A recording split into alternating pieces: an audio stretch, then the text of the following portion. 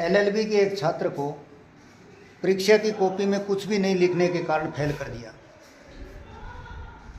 वो प्रिंसिपल के पास गया, जाकर के प्रिंसिपल से पूछा, साहब मेरे को फेल कर दिया। तो प्रिंसिपल ने बोला, आपने कुछ लिखा क्यों नहीं?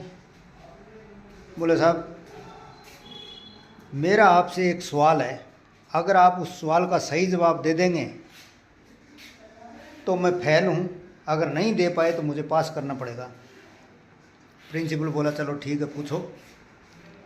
लड़के ने सवाल पूछा।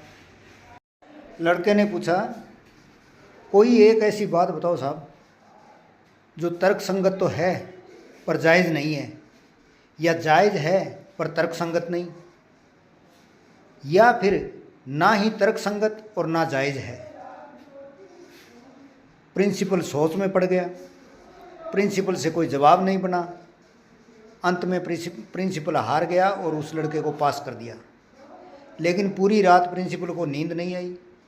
सुबह जाकर के प्रिंसिपल ने क्लास के बच्चों से भी वही सवाल पूछ लिया।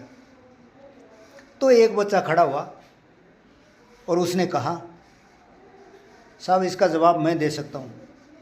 बोला, दो। कि साहब आपकी उम्र 55 साल है और आपने एक 22 साल की लड़की से शादी की है। ये तर्क संगत नहीं है लेकिन जायज़ है कि नहीं? कि हाँ है।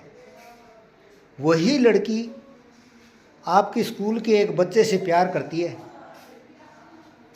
ये तर्क संगत तो है लेकिन जायज़ नहीं, है कि नहीं? कि है।